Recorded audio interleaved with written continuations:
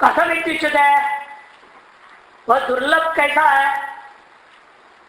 अपने तो विशिष्ट फलता दुर्लभम ज्ञान, विशिष्ट फल प्रदान करने वाले होने से यह ज्ञान दुर्लभ है, जिसे जानकर और कुछ जानना नहीं रह जाता है। वह ज्ञान दुर्लभ आपने कहा था, कैसे वो दुर्लभ है बताइए?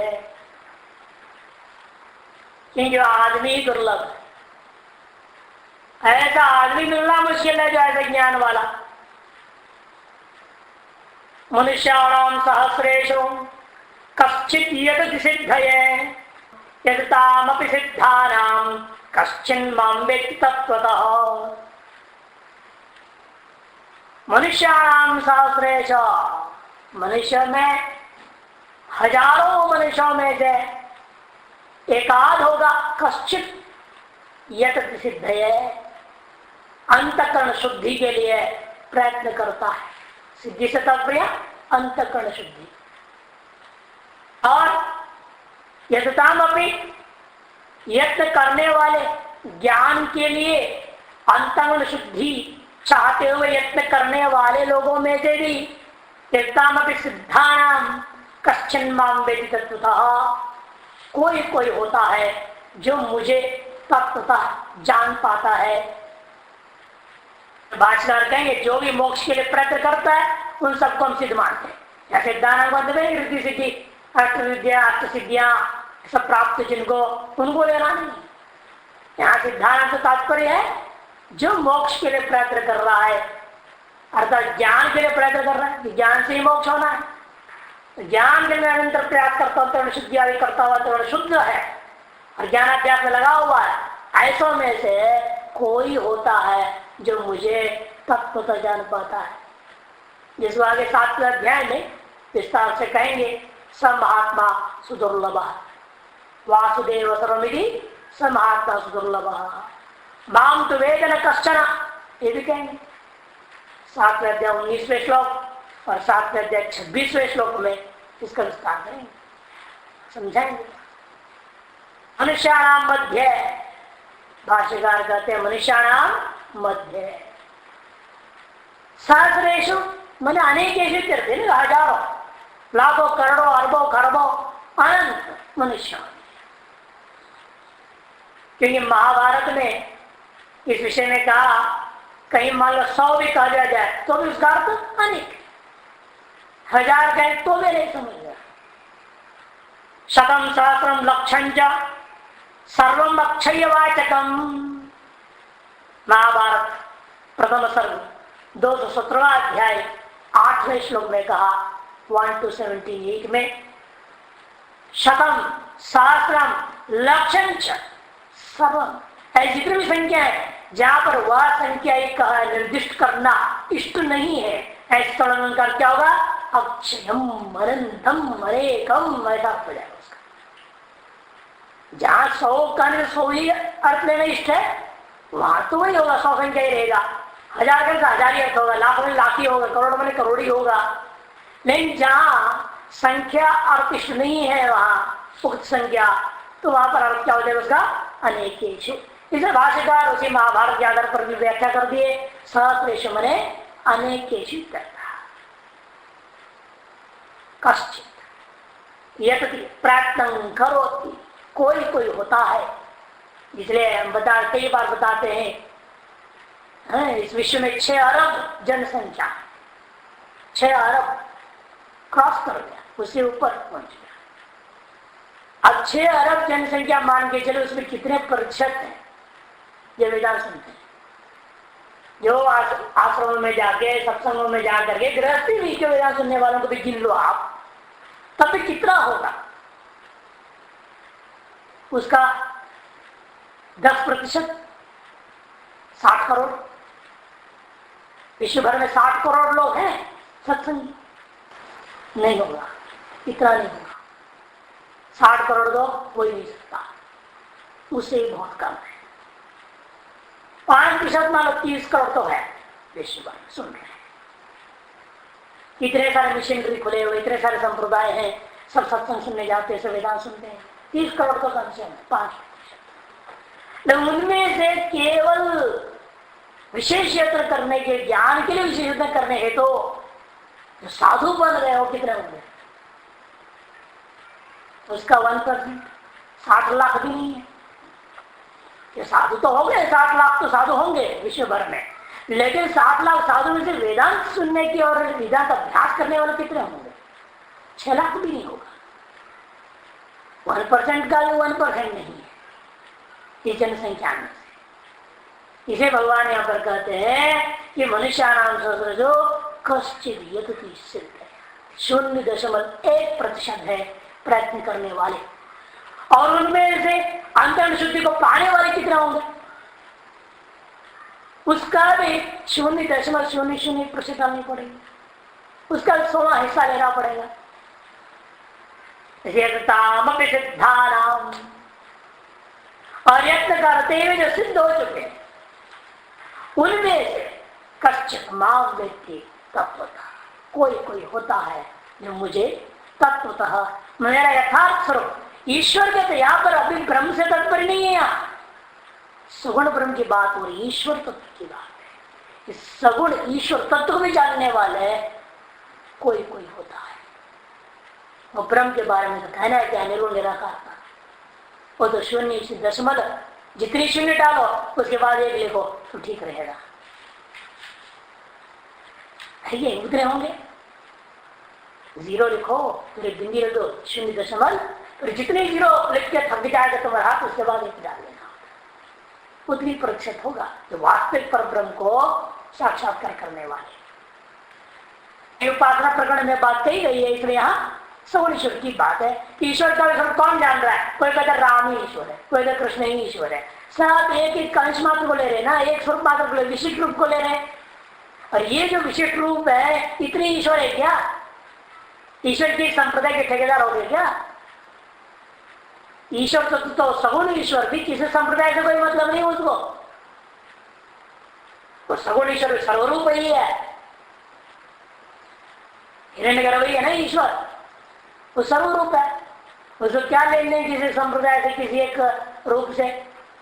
या धनुष पकड़ ले, चाहे वो बाण पकड़ रहा है या बांसुरी पकड़ रहा है, या वामन अवतार भिक्षा पात्र लेके खड़ा है, उसे क्या मतलब? उन अवतारों से, उन विशिष्ट आकारों से कोई लेन देन नहीं है। वास्तविक ईश्वर का जो स्वरूप है, इसलिए ईश्वर का वास्तविक कोई रूप ही नहीं है, क्योंकि जितना भी अनंत रूप है सब उसी का रूप है। एक विराट रूप में दिखाया, विराट रूप में ही तो दिखाया, सब कुछ उसमें है, A to Z अनंत ब्रह्मांड, यही उसका रूप है। अनेक रूप रूपाय विष्णवे ब्रह्म विष्णु, विष्णु सहस्रनाम में एक रूप है नहीं कोई। आप एक रूप पकड़ रहे हो, इसका मतलब ईश्वर को नहीं जानते हो। किसी भी एक रूप में हम आस्था रख रहे हैं, ठीक है, हमारी अपनी बुद्धि की क्षमता नहीं है अनंत रूप को एक साथ ध्यान करने का, इसलिए आप एक रूप का ध्यान करो तो द्वारा, लेकिन लक्ष्य क्या है हमारा? वही होना चाहिए ना। लेकिन हम लोग क्या करते? कट्टर हो जाते हैं, रे राम ईश्वर है, श्री कृष्ण कुछ नहीं है, वो गलत है। ऐसा तो कभी जान ही नहीं सकेगा ईश्वर तत्व को। सहस्रेषु अनेकेषु कश्चित् यतति प्रयत्न करोति, प्रयत्न करते किस लिए? सिद्धये, सिद्धि के लिए। सिद्धि के लिए तात्पर्य सभी ने कहा कि भाई सत्व शुद्धि द्वारा ज्ञानोत्पत्ति, सिद्धि का मतलब अंतःकरण शुद्धि द्वारा ज्ञानोत्पत्ति के लिए प्रयत्न करना, ये तात्पर्य है। सिद्धि केवल अंतःकरण शुद्धि में नहीं ले सकते, केवल ज्ञान में नहीं ले सकते, अंतःकरण शुद्धि द्वारा ज्ञानोत्पत्ति के लिए प्रयत्न करते हैं, ऐसा लेते सभी। और ऐसे लोगों में सिद्ध है सिद्ध्यर्थे तेषाम एकताओं के सिद्धानाम, सिद्धे का क्या? सिद्ध्यर्थे, सिद्धे प्रयोग कर दिया सिद्धि के लिए, अर्थ सिद्ध्यर्थे, भाषाकर करते उसको सिद्ध्यर्थे, सिद्ध्यर्थम यतमानानाम कथम सिद्धत्वम इत्याशंका, एकतावक्ति सिद्धानाम सिद्धा एवैते ये मोक्षायतंत है। ये सिद्ध कैसे कहा जा रहे हैं आप?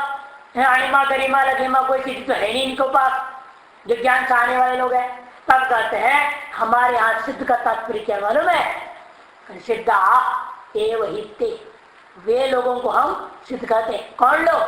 ये मोक्षाय कंते, जो मोक्ष के लिए प्रयत्न करते, जो मोक्ष के लिए प्रयत्न करते वो सब हमारे मत में सिद्ध है। यहाँ उन सिद्धों में अर्थात मोक्ष के लिए प्रयत्न करने वालों में, ज्ञान के लिए प्रयत्न करने वालों में, कहने मतलब क्या, मोक्ष के लिए प्रयत्न करना मतलब क्या होता है, ज्ञान के लिए प्रयत्न करना, ज्ञान से मोक्ष होता है। ज्ञान के लिए प्रयत्न करने वालों में से जो है तेषामपि कश्चित् माम व्यक्ति तत्व तो यथावत, कोई कोई होता है जो मुझे तत्वतः मेरे यथार्थ स्वरूप को, ईश्वर का वास्तविक ईश्वरात्मकता को जानने वाला कोई कोई ही होता है।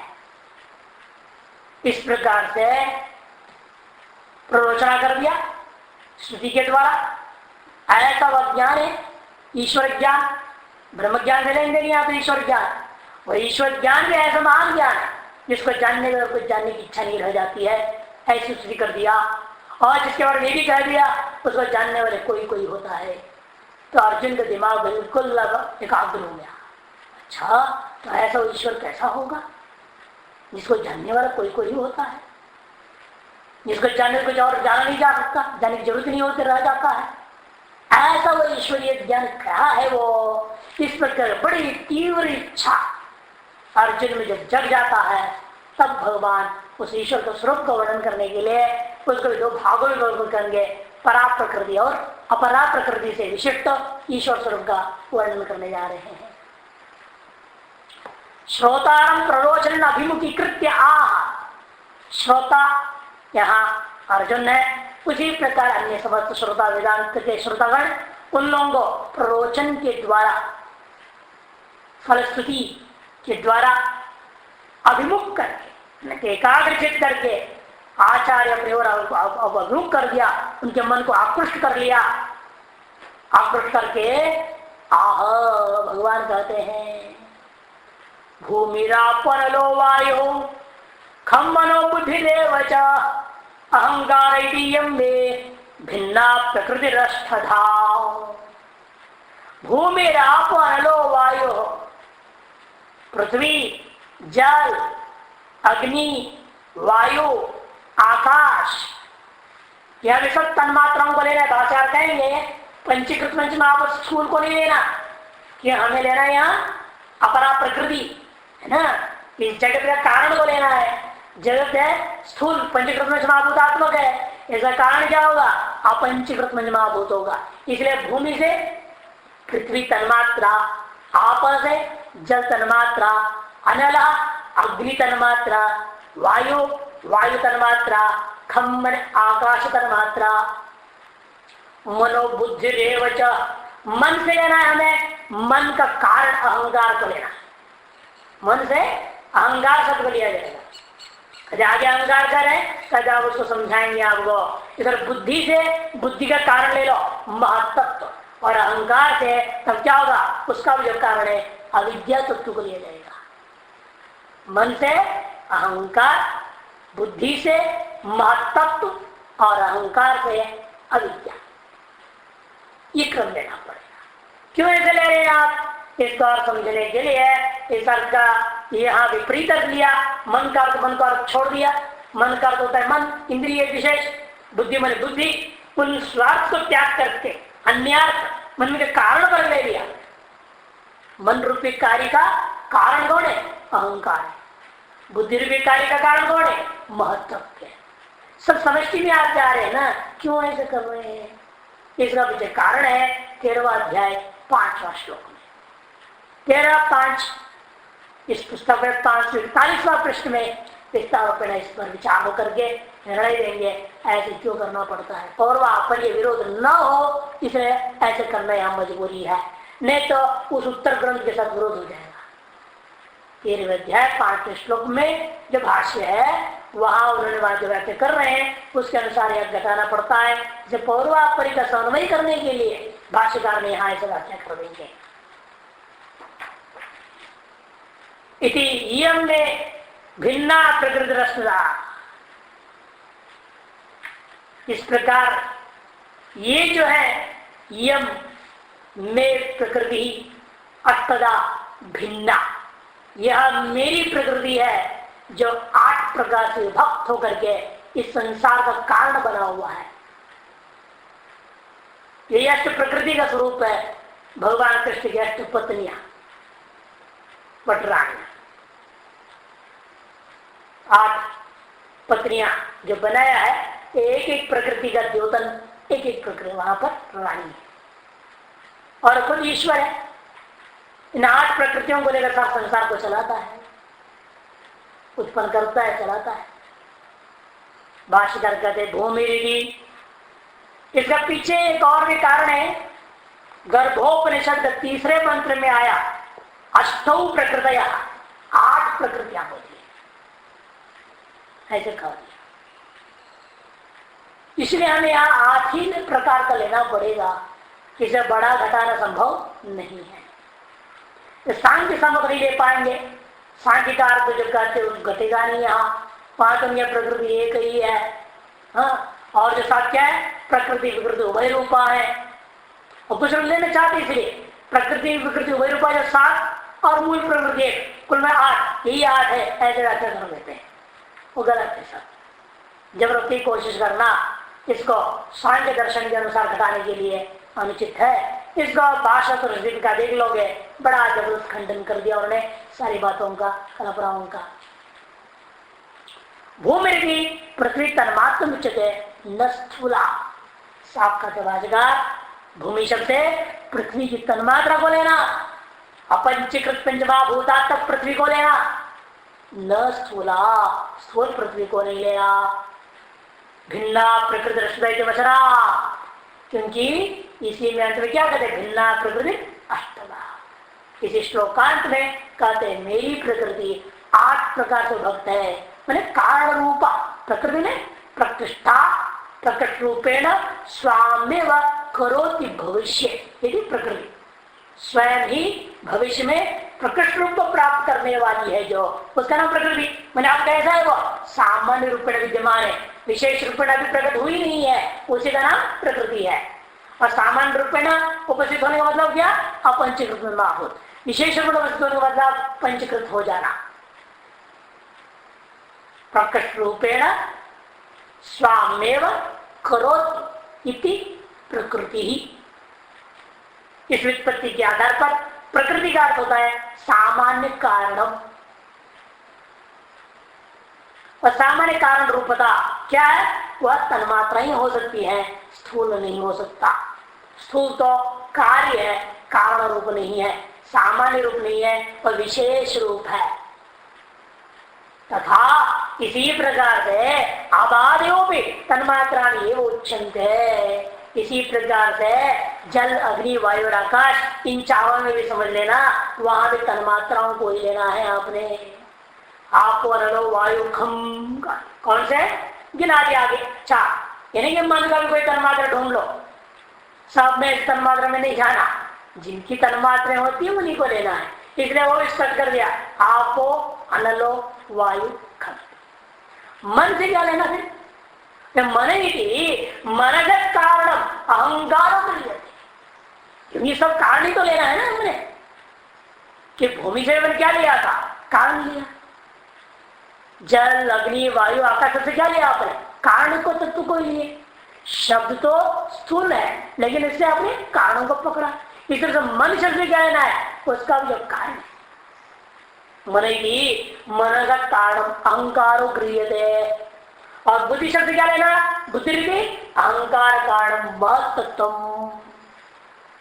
अहंकार का बाद जो कारण है महत्तत्व, उस महत्तत्व को आपने बुद्धि शब्द से लेना है। और कुछ ने कहा दिया बुद्धि से लेना स्थूल बुद्धि, इसका कारण क्या है, समष्टि बुद्धि। समष्टि बुद्धि क्या चीज है, महत्तत्व। अगर बुद्धि का कारण ऐसा नहीं कहते, नहीं भाष्य कहते हैं बुद्धि शब्द है, बुद्धि का कारण ऐसा व्याख्या नहीं करना है। यदि क्या करना है, बुद्धि शब्द का अर्थ महत्व, सीधे सीधे बुद्धि में महत्व। महत्व क्या चीज है, पूर्व में कहा हुआ कारण का कारण। पूर्व में कहा हुआ कारण क्या है, मन का कारण अहंकार, उसका कारण करके लेना। मन का कारण अहंकार, अहंकार का कारण क्या है, महत्व, वो बुद्धि शब्द का पर्यायवाची। ऐसे ही लेना चाहिए। उत्तरोत्तर कारण भाव में जाओ। अहंकार यदि अविद्या से युक्तम अव्यक्तम। और अहंकार से क्या लेना? तब कहते हैं अहंकार से युक्त अविद्यात्मक। अविद्या से युक्त मतलब अविद्या रूपम एवं अविद्या स्वरूप जो अव्यक्त, उसी को अहंकार से लेना, उसका भी कारण महत्व का भी जो कारण। अहंकार शब्द यहां कह रहे हैं महत्व का भी जो कारण। महत्व का कारण क्या है? अव्यक्त है, अविद्या है, माया है, जो नाम से कहो वो है, वो यहां अहंकार शब्द से लेना है। यानी कि अहंकार का कारण ऐसा व्याख्या नहीं करना। मन का कारण अपन लिया, बुद्धि का कारण लो, अहंकार कारण लो, ऐसा नहीं लेना। तो हो चुका ना, मान करते हो। हाँ, इसलिए अहंकार कारण नहीं ले सकते, कार्य कारण भाव। इसलिए हमें क्या करना है? पृथ्वी का कारण जल, जल का कारण अग्नि, अग्नि का कारण वायु, वायु का कारण आकाश, आकाश का कारण मन शब्दवाच्य अहंकार, अहंकार का कारण बुद्धि शब्दवाच्य महतत्व, बुद्धि महतत्व का कारण कौन है? अहंकार शब्दवाच्य यहाँ अविद्या या अव्यक्त। ऐसे कार्य कारण भाव लेना है। ये अव्यक्त या अविद्या से महतत्व पैदा होता है, महतत्व से अहंकार पैदा होता है। अहंकार का तामस अहंकार को लेकर क्या होगा? पंचमहाभूत। ये पहले आकाश, आकाश से वायु, वायु से अग्नि, अग्नि से जल, जल से पृथ्वी, एक और राजस अहंकार से कर्मेंद्रिया और प्राण, तामस अहंकार से भूत हो गए, सात्विक अहंकार से अंतःकरण और ज्ञान इंद्रिया, उनके भी साधन मिली भगत होकर के अंतःकरण है, प्रत्येक का अलग ज्ञान इंद्रिया। इस तरह से सात्विक अहंकार, राजस अहंकार, तामस अहंकार के कार्य ऐसे लिया जाता है। इसलिए इन्होंने इस तरह से कह दिया भाष्यकार इत्यादि। अविद्या से युक्तम अव्यक्तम, अविद्या से युक्तम अव्यक्तम की व्याख्या साफ कर रहे। देखो अविद्या से युक्तम बने कि अविद्या आत्मक, यानी अविद्या से जुड़ा हुआ कोई अव्यक्त नाम का चीज होगी, अविद्या से जुड़ करके, ऐसा नहीं करना। संयुक्तम कर क्या? आत्मकम नहीं बा, अविद्या आत्मकम। विचार कहते हैं हिरण्य गर्भ समष्टि बुद्धि रूप मंत्रेण व्यष्टि बुद्धि नहीं सिद्ध्यति न खलु अहंकार अभावे संकल्प विकल्प योग रसवाद पदार्थकम मन संभव। निश्चय रचना बुद्धि की अभ्युगमात बुद्धि शब्द से निश्चयात्मक कर्ण विषत्तम आशंका कदे वो भी हम अंतःकरण ले लेंगे, किंतु क्योंकि हिरण्य गर्भात्मक समष्टि बुद्धि के बिना व्यष्टि बुद्धि कहाँ से काम करेगी? इसे बुद्धि शब्द यहाँ समष्टि बुद्धि जो महत्त्व है हिरण्यगर्भ की बुद्धि वो लेना है। आनंद ये सब बातों को स्पष्ट कर देते हैं। इस तरह से मूल कारण अविद्या आपने ले लिया, किस आधार पर ले लिया आपने? तो उस पर कभी था विषय संयुक्तम, विषय संयुक्तम अन्नम विषय उच्यते। जैसे विषय संपृक्त अन्न को विष कहा गया, जहर से युक्त अन्न को क्या कहते हैं? जहरी कह देते हैं। इसी प्रकार से अविद्या संयुक्त अव्यक्त को भी अविद्या कह दो। एवं अहंकार वासनाबद्ध अव्यक्तम मूल कारण अहंकार उच्यते। इसलिए अहंकार शब्द अविद्या क्यों ले रहे हैं? क्योंकि अहंकार की वासना से युक्त है अविद्या। अव्यक्त जो अव्यक्त तत्व है, जो अविद्या तत्व है, वह अहंकार की वासना से युक्त है। मूल कारण जो अव्यक्त विद्या है, क्योंकि अहंकार की वासना न हो तो अविद्या से व्यक्ति जीव कहने पर हो जाएंगे। प्रत्येक अहंकार की वासना अविद्या में है, माया में, अव्यक्त में, कारण में। जिसको हम बार बार समझाते हैं ना, समुद्र में हजारों घड़े डाल दो सील कर दो, किसी घड़ा मिट्टी भर के सील कर दो, किसी घड़ा में गंगा जल भर दो, किसी घड़ा में कुछ और डाल दो, किसी का कूड़ा भर दो, जो भी सील करके आपने डाल दिया, उन सभी वासनाओं से उतर के तो घड़ा हुआ रहेगा। समझ रही है ना? जब निकलेगी तो तत्त माल के साथ ही घड़ा बाहर आएगा।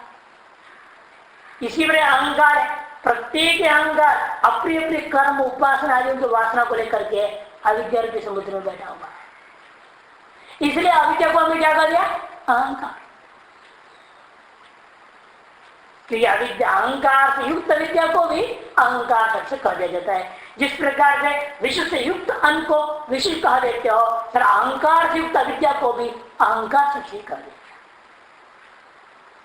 अहंकार वासनावत अव्यक्तम मूल कारणम अहंकार उच्यते, ऐसा वह अविद्या जो अव्यक्त तत्व है, मूल कारण है, उसको भी हमने अहंकार से कह दिया। क्यों? प्रथम अहंकार कारण का महत्व कर दिया ना, थोड़ा सा उसका जो जैसा ना, मतलब पहले मनस का कारण अहंकार बुद्धि भी अहंकार कारण हम कर रहे ना, वो पहले अहंकार का कारण महत्व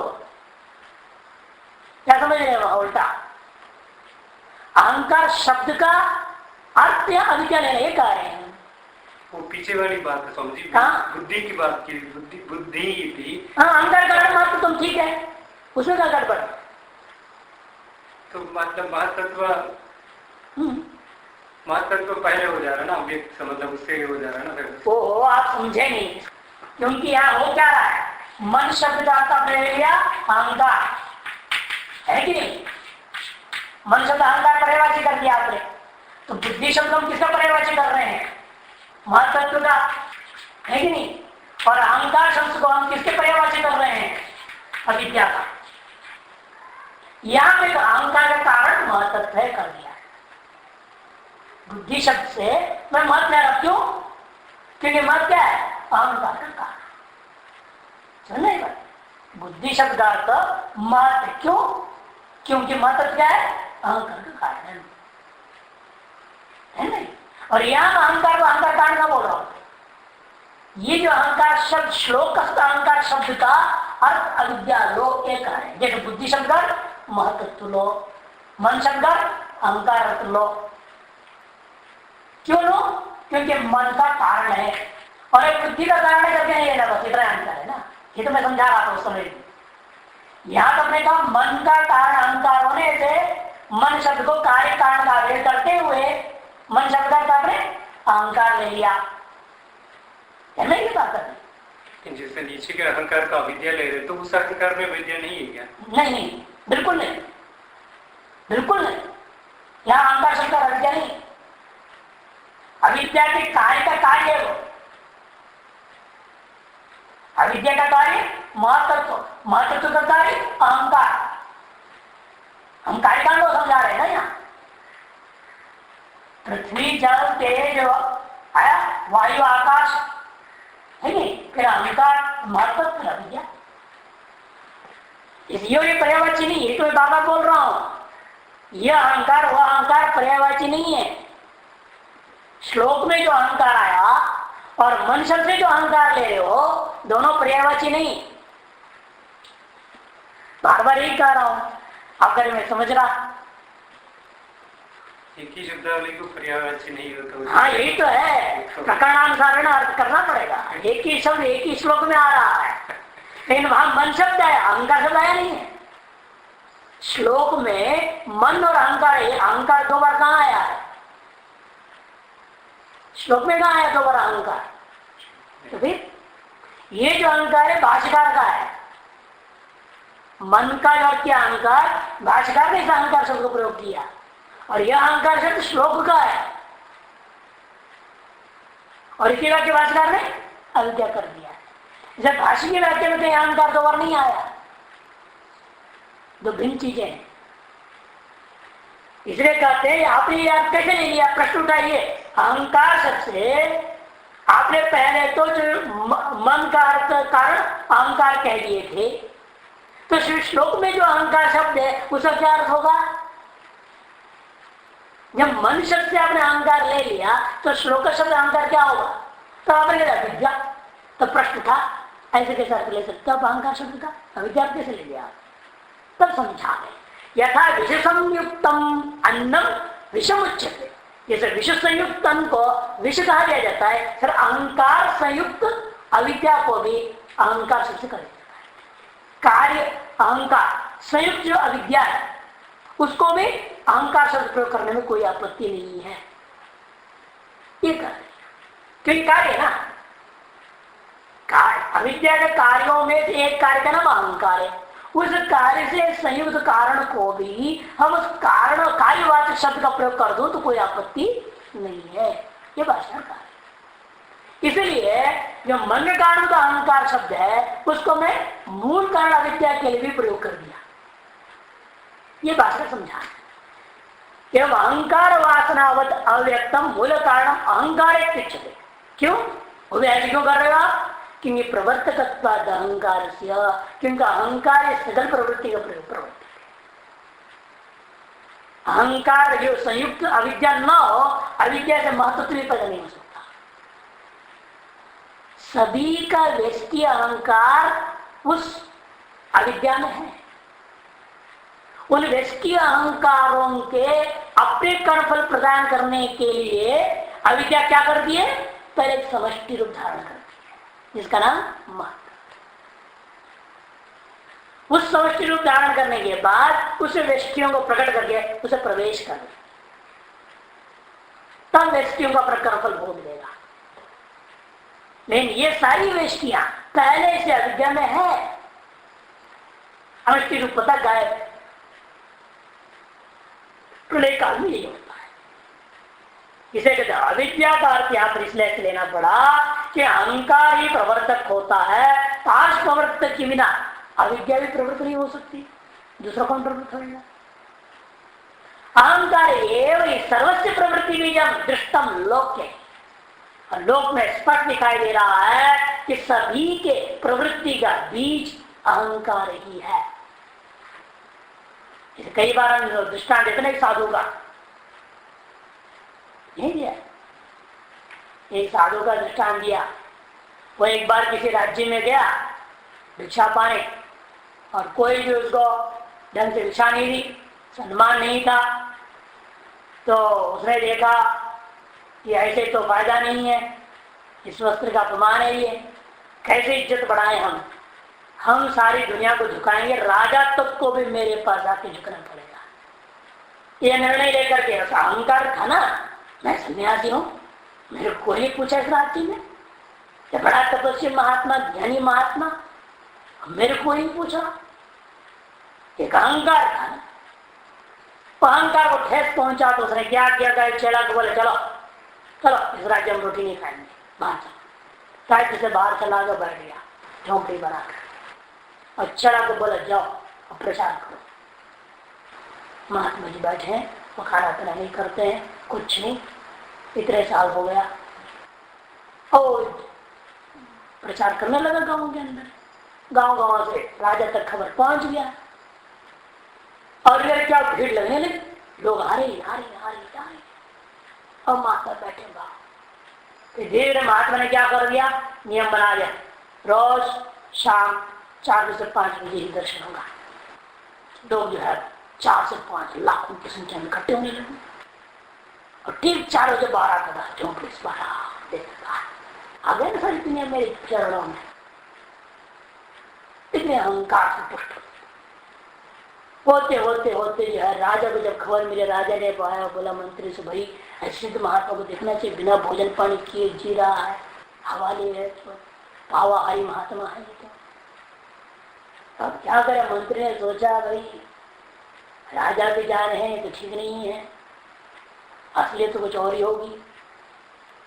तो फिर उसने कहा, राजा जी को कहा, ठीक है आप जो देख रहे हैं, लेकिन ये संत कोई ऐसे ब्रह्मज्ञानी नहीं है दर्शन करने लायक, तुम ऐसे ही सबको तिरस्कार कर देते। राजा ने डांट दिया मंत्री। मंत्री ने कहा ठीक है, आप उपाय करते हैं, आपको समझ में आएगी बात। तय हो गया। फिर मंत्री ने क्या किया? ढिंडोरा पिटवा दिया। 4 से 5 लोग दर्शन करके बाहर आ रहे थे ना, उनको आने के बाद उनको बोला अब समय बदल गया। ढिंडोरा पिट के खबर दे पूरे राज्य में, अब दर्शन होगा नहीं, रोज सप्ताह में 1 दिन होगा, अगले रविवार को ही केवल होगा, सवेरे 9 से 10 बजे। वो था शायद गुरुवार था या शुक्रवार था, 1 दिन बाकी रविवार आना ही है। इस बीच 4 से 5 कोई नहीं जाएगा ना, जब घोषणा हो गई है अगला दिन। तो इसने क्या किया? राजा और मंत्री दोनों चले अगले दिन, जानते हैं कि वहां 4 से 5 कोई आने वाला है नहीं, तो यही ढोकर चल पड़े। एक सैनिक को तैयार कर रखा था मंत्री ने, जाके तुम वैसा साधारण वेशभूषा पहनो और ठीक 4 बजे पहुंचना तुम वहां। ये महात्मा जी बात है। और दोनों राजा और मंत्री छिप करके पेड़ों के पीछे, मंत्री कह दिया राजा को चुपचाप खड़े रहना, नहीं पता नहीं थे हम आए हुए हैं। ठीक है, वो आदमी गया और उसे कान फूंक दिया राजा मनोहर महात्मा का। इतना ही मंत्री ने पढ़ा दिया था उसको ये बोलना कि पूरी शहर में प्रचार हो गया है, आप रात में भोजन करते हैं और एक औरत का भी सेवन करते हैं, इसीलिए कोई क्या है। वो सुन के उसको शौक हो गया, अहंकार को ठेस पहुंचा, क्या हो गया, हार्ट अटैक हो गया। आजा दौड़े दौड़े मंत्री दौड़े दौड़े देखने क्या होगी, गिर गया और चला परेशान। तब राजा ने कहा, राजा को कहा मंत्री ने, ये सब इसके अहंकार का खेल, ये सच्चा ब्रह्म ज्ञानी होता तो आरोप प्रत्यारोप से क्या मतलब। तो राजा को कहा सुनो मैंने इसे क्या कहा था। तो सैनिक ने बोला इस तरह से मंत्री जी ने कहा, तो मैंने सो कहा, सुनते ही दिमाग खराब हो, धर्म से गिर गए और खत्म नहीं हो गया। ये अहंकार का खेल है, सारी प्रवृत्ति अहंकार का खेल। यह महात्मा हो जो तुम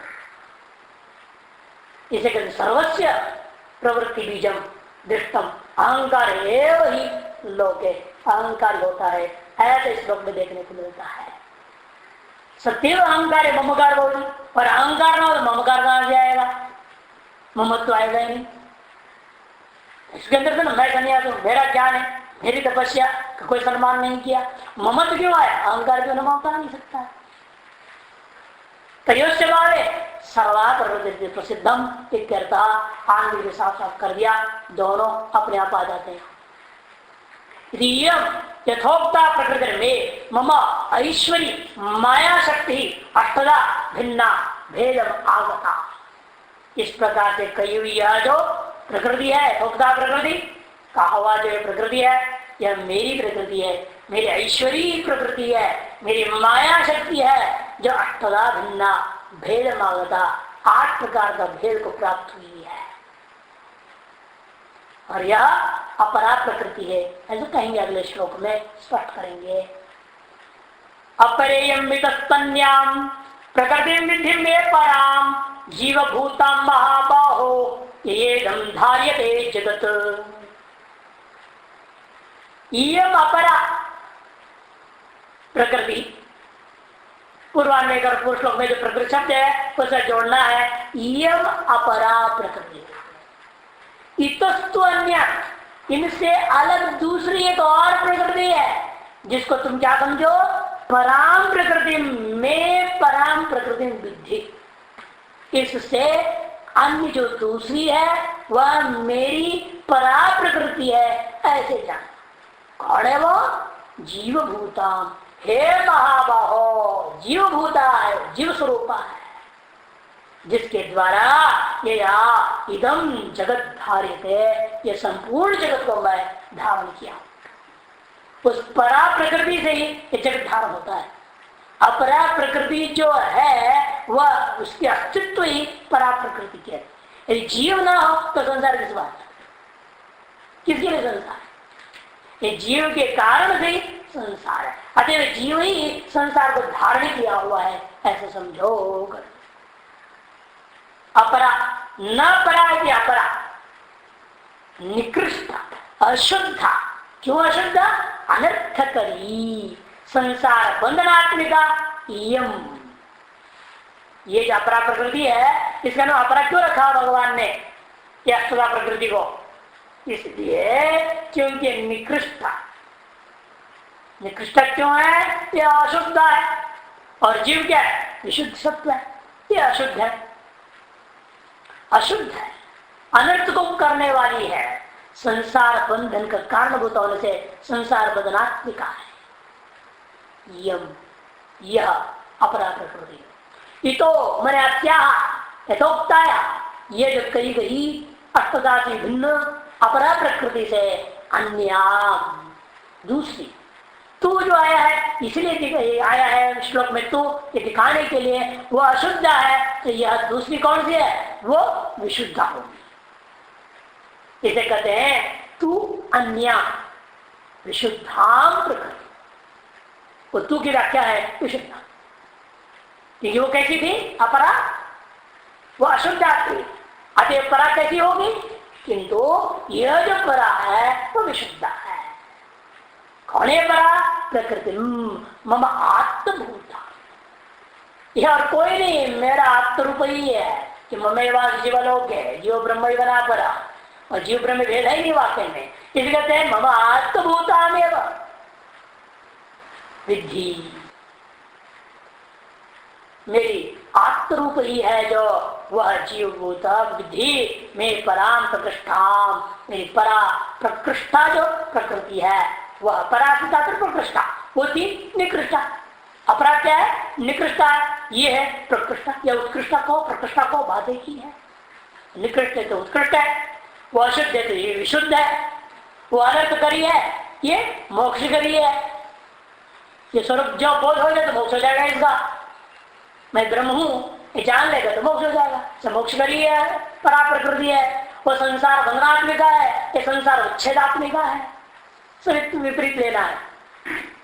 जीवभूताम इसे क्षेत्रज्ञ लक्षण, पर आगे कहेंगे क्षेत्रज्ञ चापी माम विद्धि 13वां अध्याय में। एक क्षेत्रज्ञ रूपा है प्राण धारण निमित्त भूतान, कि शरीर में प्राण धारण का निमित्त भूत है। ये बुद्ध जीव नहीं हो, ये बुद्धि में प्रतिम्बात्मक जो चैतन्य न हो, चिदाभास न हो तो प्राण धारण नहीं होगा शरीर में। प्राण इसमें धारित है उस जीव के कारण, चेतन के कारण। और परिच्छिन्न चेतनता, बुद्धि विच्छिन्न जो चैतन्यता है उसकी वजह से प्राण धारण है। और बुद्धि विच्छिन्न चेतन न रहे वो चल पड़ेगा तो मैंने बुद्धि चली गई नहीं यहाँ से, बुद्धि विच्छिन्न चेतन नहीं जाता। बुद्धि के जाने से बुद्धि चेतन चला गया, घट के चलने से घटाकाश के चलने का जैसे व्यवहार होता है, बुद्धि के चलने से बुद्धि विच्छिन्न चेतन चल गया व्यवहार हो गया। दर्पण में यहाँ ले जाओ तो सूर्य तो यहाँ जा रहा है, और दर्पण में उल्टा रास्ता ले जाओ तो उल्टा चला जाएगा सूर्य? सूर्य तो उल्टा नहीं जाएगा, लेकिन प्रतिबिंब तो उल्टा जाता हुआ दिख रहा है आपको, कि प्रतिबिंब जो उल्टा जाता हुआ दिख रहा है उसका कारण क्या है? प्रतिबिंब का आधार दर्पण के इधर से उधर जाना है। तो सर्वव्यापक जो चैतन्य है वो इधर से उधर तो जाता है नहीं। से बुद्धि का जाने से बुद्धि चेतन चला गया, कहा बुद्धि चेतन पर जीव चला गया तो प्राण शरीर से चला जाता है। इसे कहते हैं भाष्यकार जीव का लक्षण में ये सारी बात जोड़ दिया। जीव भूता मने क्षेत्रज्ञ लक्षण, प्राण धारण निमित्त भूता। हे महाबहो यथा प्रकृत्या इदम धार्यते, यया प्रकृत्या इदम धार्यते जगत अंत प्रविष्टया, जिस प्रकृति के द्वारा इस जगत को धारण किया जाता है। कैसे प्रकृति के द्वारा आपने इस परा प्रकृति के द्वारा जगत को किस प्रकार से धारण किया? अंत प्रविष्टया तसृष्ट्वा तदेव प्राविशत करके जानीन जीवन आत्मना नाम रूपे व्याकरवाणी, है ना, अनेन जीवन आत्मना प्रविश्य नाम रूपे व्याकरवाणी ऐसा छांदोग्य उपनिषद 6:3-2 में स्पष्ट कहा है। जीव रूप से ही मैं इसमें प्रवेश कर जाता हूं, सभी चराचरों में, चराचर सभी में मैं प्रवेश कर चुका हूं। चरों में तो सड़ दिख रहा है, जीव घूम रहा है करके, घूमता दिखता है, इसलिए मानते इसमें जीव है, लेकिन वास्तव पत्थर पर भी सभी में घुसा पड़ा है वो चैतन्य। लेकिन वो ऐसा वहां पर जो स्थिति है वह अत्यंत तमोगुणी है, उसमें आपको रजगुण के कारण चल नहीं दिखाई दे रहा है, तो आप अचल कह देते हो। इसका मतलब यह नहीं कि उसमें जीव नहीं है, हर चीज में। इधर पत्थर की पूजा, मकान की पूजा, सबकी पूजा कर रहे, किसी पूजा नहीं करते। वास्तु शास्त्र में तो सारे को मान दिया है, सारा पत्थर तो सब पूजा यूं पत्थर को पूजा करके रखते हैं न्यू में। शिला पूजन कहते हैं आप लोग, इसलिए शिला पूजन, शिलान्यास करने के लिए शिला पूजन किया जाता है। उसमें भी वास्तु देवता, रुद्र देवता सबका आह्वान किया जाता है। तो कहते कि हर चीज में प्रवेश कर दिया, अंत प्रविष्टया जगदंत प्रविष्टया धार्यते या प्रकृतिया, जिस प्रकृति के द्वारा जगत में अंत प्रवेश करके मैं संपूर्ण जगत धारण करता हूँ, किया गया है। 96 शब्द प्रमाण से स्पष्ट ही है, यानी न जीवेन आत्मना, देव शब्दावली वहां पर साफ आता है, अन्य तो सृष्टि प्रवेश कर दिया, मूर्धा विदारी प्रविष्टा, कौन प्रवेश किया है? ब्रह्म ही प्रवेश किया। ब्रह्म ब्रह्म किस रूप से प्रवेश किया? ब्रह्म तो व्यापक है, प्रवेश कहां करेगा? तब जाने न जीवे ना आत्मना, स्पष्ट शब्दावली है छांदोग्य में। जीव रूप से ही मैं इस जगत के चराचर के अंदर सभी में जगत के अंदर प्रवेश कर चुका हूं। नाम और रूप का व्याख्यान का व्याकरण श्रुति से स्पष्ट है। धारते स्वतः विशीर्य जगत अचेतन वर्ग स्तभ्य यथा महाभावना त्वया स्वतो विनश्य राज्यम छत्र धर्मंच धारितुम शक्यते तथा।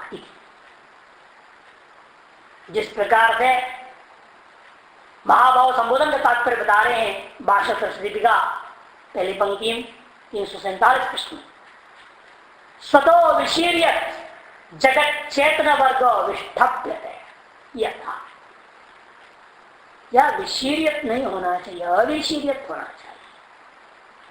स्वतः नाश न होते हुए जगत को, अचेतन वर्ग को एक चेतन वर्ग स्तब्ध करके रखा हुआ है। उसी प्रकार जैसे तुम त्वया महाभावना स्वतो अविनिशत, स्वयं नाश न होते हुए राज्य शत्रु धर्म धारित शक्य है, राज्य और शत्रु धर्म को धारण करने में समर्थ हो तथा इति सूचन महाबाहो। इसे अविनश्चित होने के अवग्रह चिन्ह दोनों जगह नहीं दिया है, वो दे देना। भाषक पुरुष दीपिका 347 पृष्ठ की पहले पंक्ति में चेतन वर्गो स्वतो अविशीर्य, ऐसे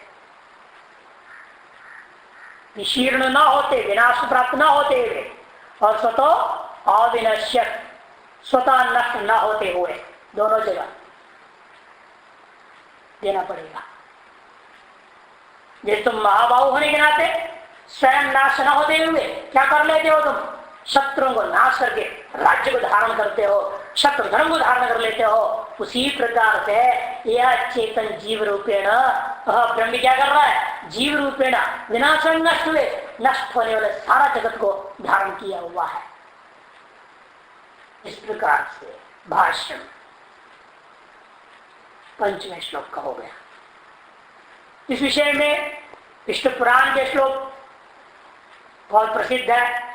भागवत में भी 10वां अध्याय 30वें श्लोक में देख लो क्या कह रहे हैं? तुम महान प्रकृति सूक्ष्म रजसत्व तमोमयी, तुम महान हो, तुम प्रकृति हो, तुम सूक्ष्म हो, ये सत्व रज तमोमयी प्रकृति हो, ऐसे कह दिया है भागवत 10:10-30 में।